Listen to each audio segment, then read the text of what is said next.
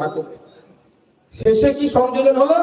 শাহজাহান শেখ একদম বিধানসভার মধ্যে দাঁড়িয়ে তো শাহজাহান শেখকে ডলার সার্টিফিকেট দিয়ে দিয়েছিলেন।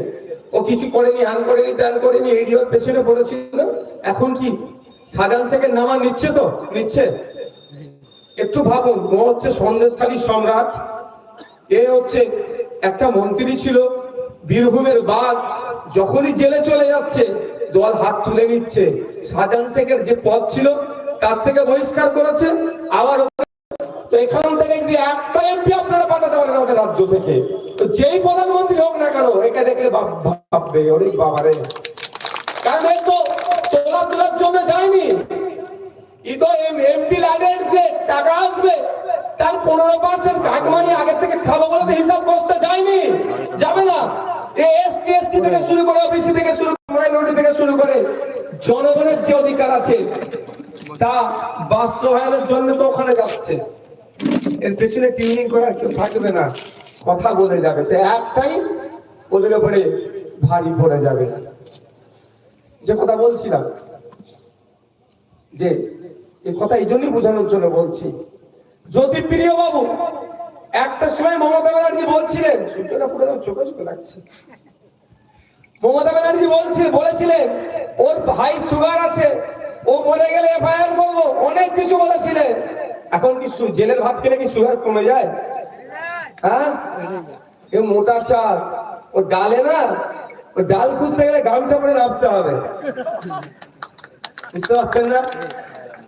আমরা বিধায়ক বা যারা ভিআইপি আছে ডিভিশন 1-5 মানে ভিআইপি ট্রিটমেন্ট পাবে।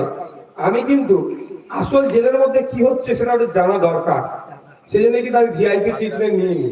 আমি বলেছি আর 5টা সাধারণ জেলের বন্দীরা যে পরিষেবা পায় আমাকেও সেই পরিষেবা নেবো, আমি কোনো ভিআইপি পরিষেবা নেবো না। কারণটা কি? দুটো কারণ আমার কাছে ছিল। একটা হচ্ছে চটে বসে থাকা লোকেরা ভোট দিয়েছে বলি আমি ভিআইপি হয়েছি, আগে এদেরকে ভিআইপি ট্রিটমেন্ট করলেই আমি তারপরে ভিআইপি ট্রিটমেন্ট নেবো, আমার ভোটাররা ভিআইপি ট্রিটমেন্ট পাবে আমি নেবো। দ্বিতীয় কারণ হচ্ছে অ্যাকচুয়াল জেলের যারা বন্দী তাদের সাথে কি আচরণ হয়, তারা কি খায়, কতটা বরাদ্দ কি পায় সেটা আমার জানা হবে। সেই জন্য আমি কোনো ভিআইপি ট্রিটমেন্ট নিইনি, আমি সাধারণ মানুষ যেটা পাই সেটা নিয়েছি। দেখেছি তো যে ডালটা দেওয়া হয়, ওই ডালে মুসুর ডাল হোক বা যে ডাল হোক, ডালের দানা পাওয়া যেত নাকি ভাই? ওটা খুঁজতে গেলে গামছা পরে নামতে হবে ডালের মধ্যে, তাও খুঁজে পাবেন না।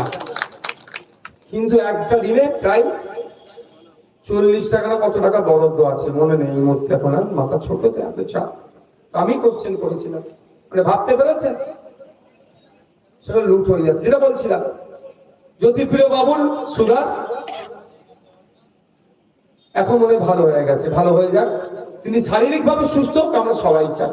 তার সাথে রাজনৈতিক লড়াই, তিনি গরিবের রেশন চুরি করেছেন অভিযোগ আছে, বাচ্চাদের মিড ডে মিল, বাচ্চারা